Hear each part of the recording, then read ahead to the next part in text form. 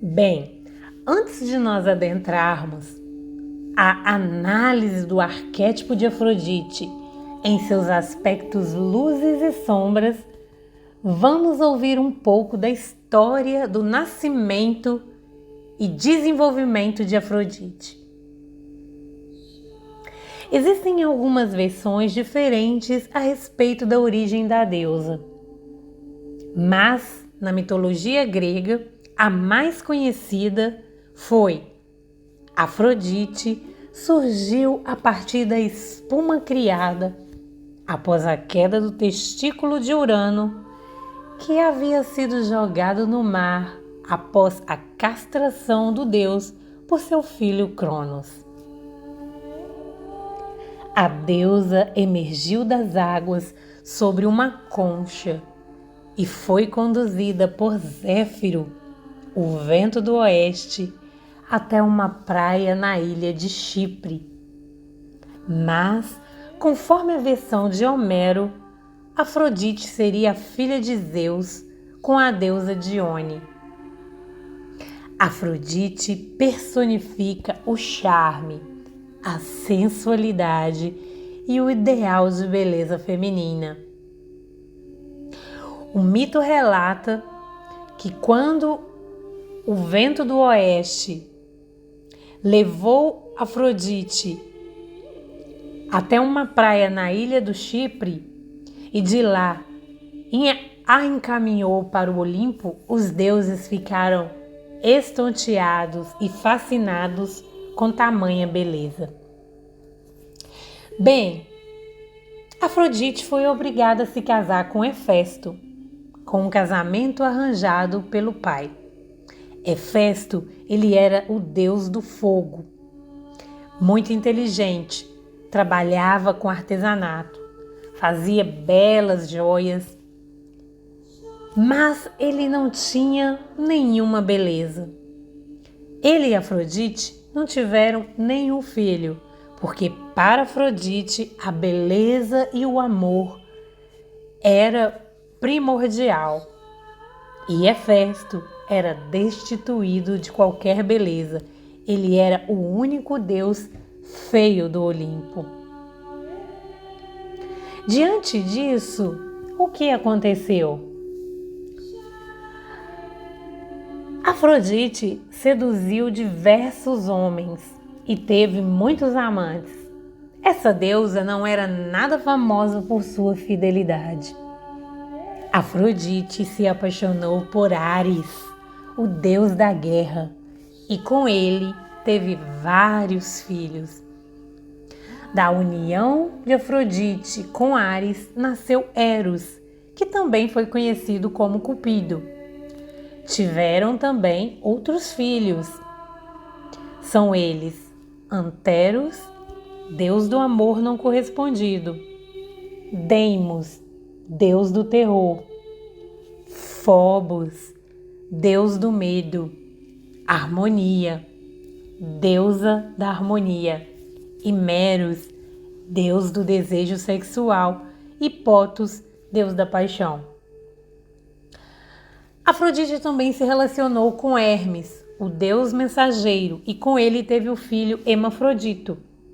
Hermafrodito nasceu com ambos os órgãos sexuais, e o seu nome representa a união dos nomes dos deuses, seus pais, que são Hermes e Afrodite, por isso o nome Hermafrodito.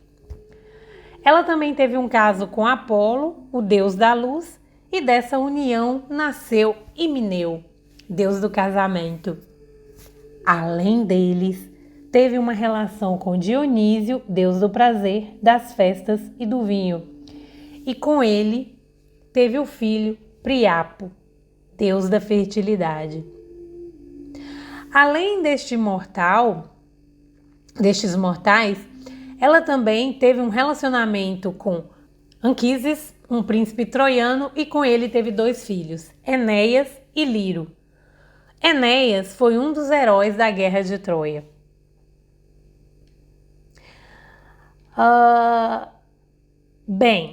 Hefesto foi alertado sobre a traição de sua esposa. Quando Hefesto descobre a traição de Afrodite, Ele manda confeccionar uma teia mágica, porque ele queria pegar os dois, quando estivesse ali traindo, né? Prendê-los nessa teia e levá-los até o Olimpo para que todos vissem a traição e desmascarassem os dois, porque ele só trabalhava, enquanto isso Afrodite o traía. E ele fazia joias maravilhosas, magníficas. Afrodite estava sempre bela com aquelas joias mais maravilhosas que ele fazia para sua amada.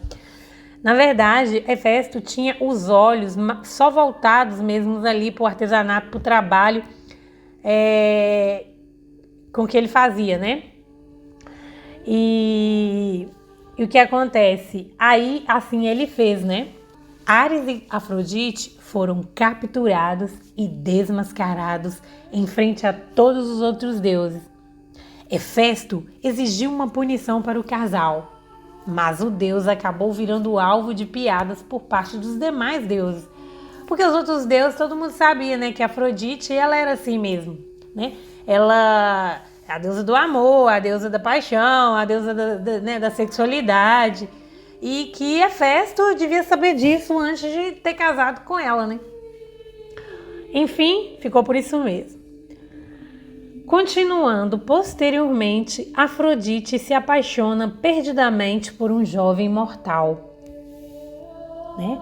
Então, assim, além dos deuses, ela teve casos com homens mortais, do qual se destaca Adonis.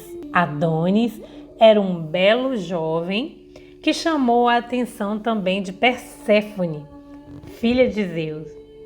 Quando Ares, amante de Afrodite, né? Ares ali, o deus da guerra, o deus da violência, ele descobre que ela está apaixonada por Adonis, ele envia um grande javali para matar o seu rival. Depois de atacado pelo javali, Adonis se transforma numa anêmona e vai para o submundo.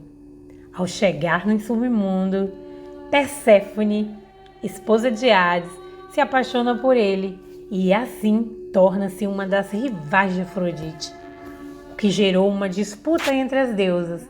E para solucionar o conflito, foi decidido que o jovem passaria parte do ano com cada uma das deusas.